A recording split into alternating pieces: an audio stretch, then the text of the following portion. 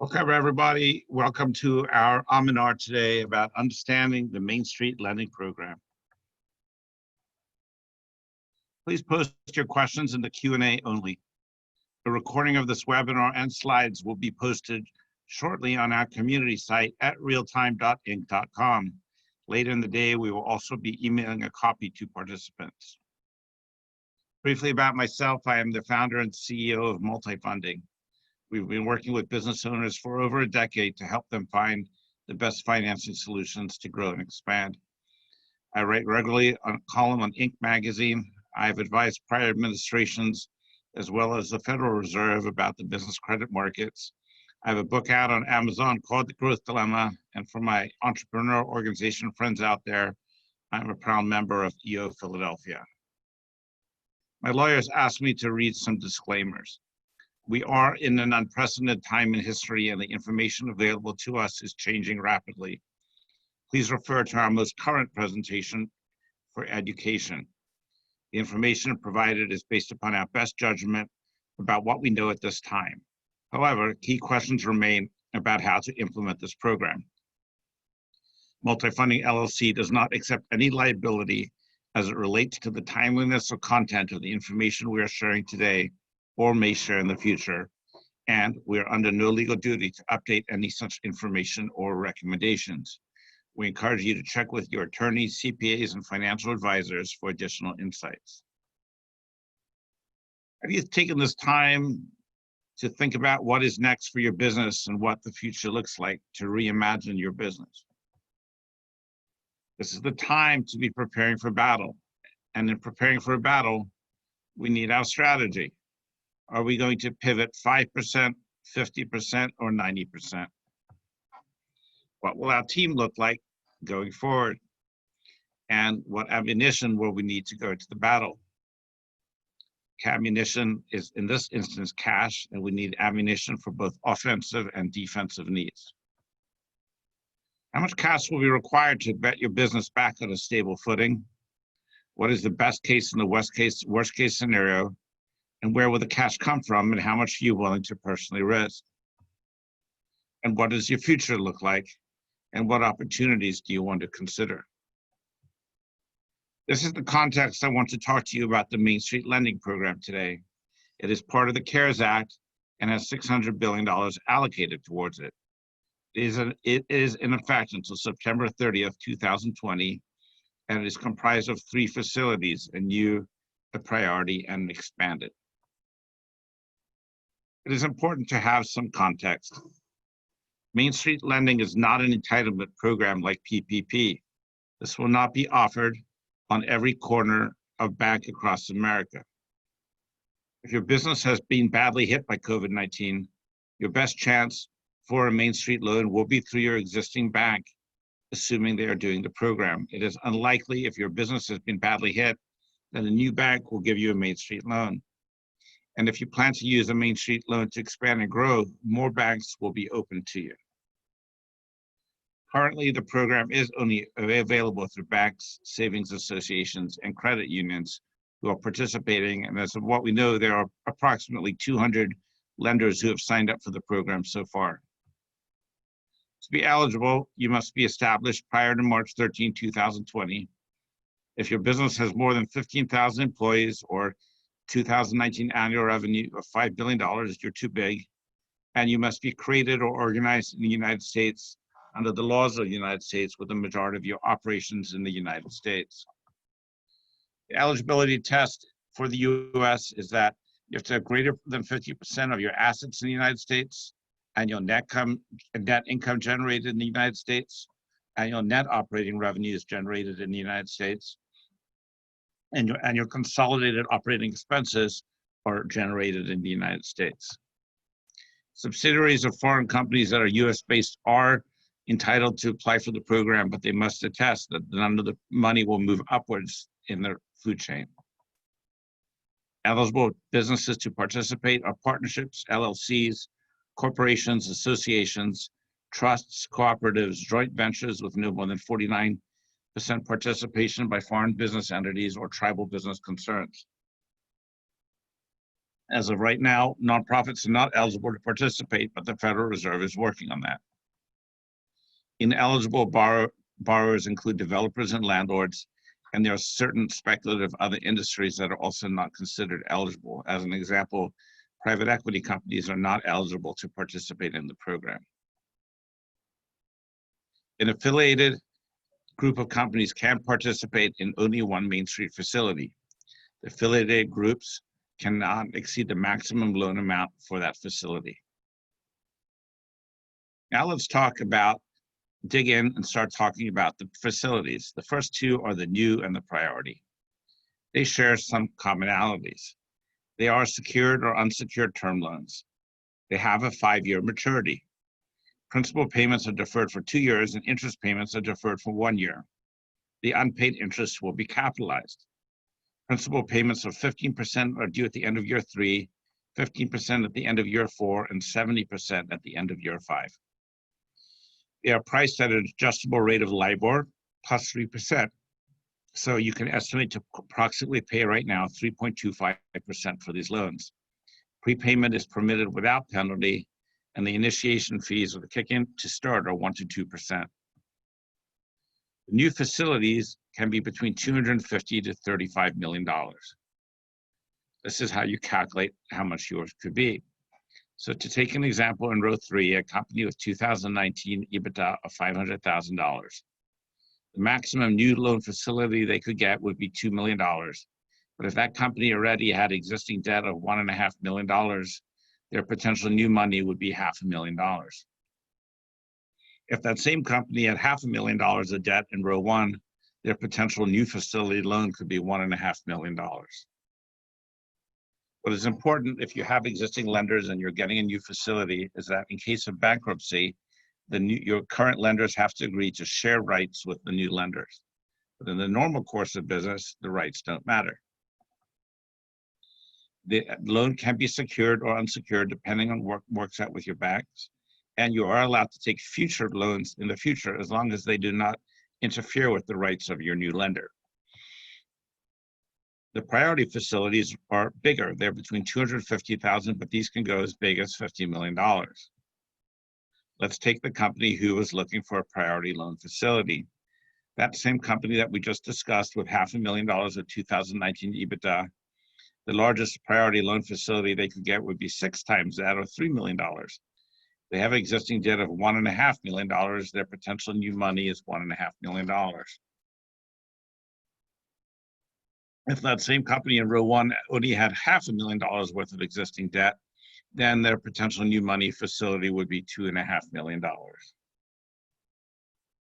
Eligible borrowers may, at the time of the origination of the loan, refinance existing debt from other lenders. So if you have debt on less favorable terms than the Main Street Priority Loan Facility, and you can get a new lender to agree to refinance it, it could be advantageous to you. In this loan, the lender's rights have to be senior or on par with all other lenders except for your mortgage or equipment lenders. And under different scenarios, these loans can be secured or unsecured, depending upon what you work out with your lender. A priority loan scenario is a company with $41,000 of 2019 EBITDA and 0 debt could potentially borrow $250,000. Although we want to be clear that we think it's going to be very difficult to get lenders to do Main Street loans under $1 million. The third facility is an expanded facility, and these loans go from $10 million to $300 million. How do you calculate it? Well, to take example 2, a company of $10 million of 2019 EBITDA, the maximum they could get is $60 million. But if they already have $50 million worth of debt, they could get a potential new money loan of $10 million. These share many of the attributes, but the rights tag along with the rights of your existing lender, and the rates to get in are a little cheaper. They're 75.75% to 1.5%. If you get one of these loans, you commit to refrain from repaying the principal balance of or paying any interest on your existing any debt until the eligible loan is prepaid in full. You agree not to cancel or reduce your other committed lines of credit. Essentially, you cannot pay off old debt before you pay this debt, and you certify that you have reasonable grounds to believe you are not going to go bankrupt in the next 90 days. While you have the loan, you can repay a line of credit, including a credit card, within your normal course of business. You can take on or pay additional debt obligations as long as they do not interfere with the rights of your new lender, and you can refinance maturing debt. You do agree to certain capital distribution and salary requirements. There are exemptions for this for S corporations or other tax pass-through entities in order to help you cover your tax liabilities. You agree while you have the loan and for up to 12 months after the loan is paid in full, not to pay dividends or make any other capital distributions with respect to the common stock of your business. For those who earn between $425,000 and $3 million in 2019, you agree not to make any more money than that while you have the loan, plus for 1 year thereafter. For those who earn more than $3 million, say you earn $6 million, what you do is you split the difference between 3 and 6, call it $1.5 million. You add that to the 3, and then your cap is $4.5 million. You agree to make reasonable efforts to retain your employees while you have the loan. Your EBITDA will be calculated if you're using a lender you've historically used, the same way that lender has historically calculated EBITDA for you. And if you're using a new lender, the new lender will have to baseline it on how they have calculated EBITDA for companies like yours in the past. Your debt will include all your existing outstanding debt, either from private or bank lenders at the time of the loan application. If you have an asset-based line secured by accounts receivable and inventory, that amount will be capped at the amount that you've currently borrowed in your debt calculations. How do you pick between the 3 facilities? Let's just take example number 2, a company with $4 million with the EBITDA. They could get an existing debt load of 10, a new of 6, or a priority of 14. They would have to think about how much money they could get and what they could work out with their banks. Financing strategy is like playing offense and defense. Let me share with you 3 case studies about how different borrowers are planning on using the Main Street facilities. First example is a company with a $3 million line of credit and $1 million drawn. The line of credit has a personal guarantee. They are planning on getting an MSLP to help them with liquidity over the next few years. They would rather not personally guarantee the capital required to reestablish the business. That being said, I want to reinforce the idea that while personal guarantees are not required as part of the program, many lenders that are doing the program are demanding them. Example number 2 is a professional services firm whose partners will reduce their draws by at least 50% in 2020 to recover from COVID-19.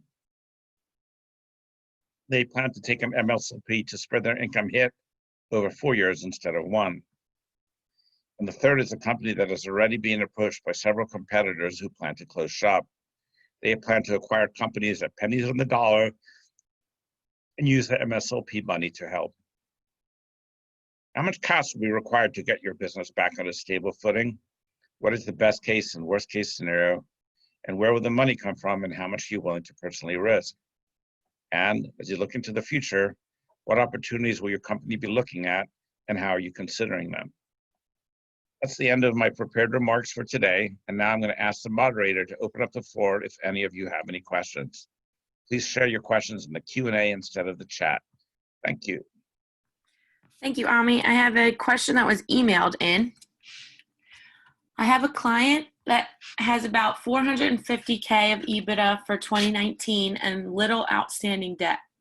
They are a service-based company with limited fixed assets. Their bank, Chase, is offering MSLP, but only to those that have collateral to cover the loan, excluding AR. The FAQs seem to indicate that the loans are secured or unsecured at the discretion of the individual banks. Will there be banks out there that will loan with AR as collateral? It seems as though the bank exposure is the 5% they retain. Would it not be logical for the banks that require collateral to only require that 5% to be covered?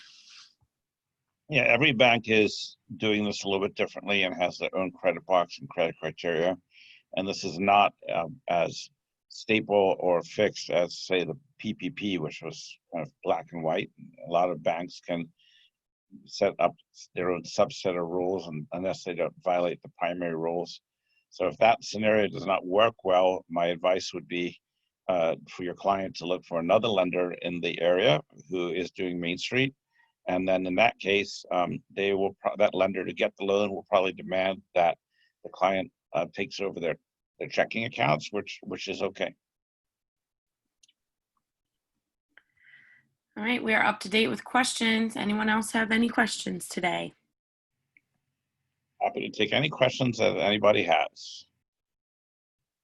Questions are going once. Questions are going twice. Questions are wrapped up. Oh, we have one, I think, Hannah. Yes, which lenders are participating? Yeah, there are certain lenders in different cities participating, and we are sharing that information and helping some of our clients get the loans funded. Chase just said personal guarantees are required. Will this be for all lenders? It won't be for all lenders, but it will be for many of them. If EBITDA is minimal, what are the chances of getting a loan? Well, it really depends what your EBITDA was. So the bare minimum EBITDA you'd have to have would be $46,000. That's assuming you have no debt. Happy to take any other questions, folks. Feel free to type them in. You mentioned that there are 200 lenders participating. Is there a public site that notes the companies? No, there's not.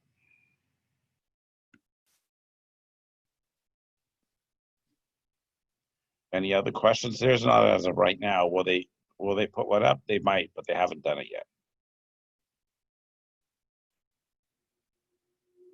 Any other questions, thoughts, suggestions? Going once, going twice. Ladies and gentlemen, thank you very much. If we can ever be any help, oh, we have one more. If you received PP, can you? Yes, PPP does not exclude you from applying for a Main Street lending program.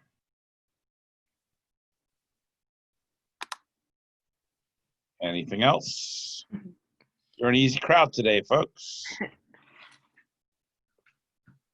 Okay, so we're going to take off. You can feel free to email us if you have any questions, and we wish you all good luck and Godspeed. Take care. Bye-bye.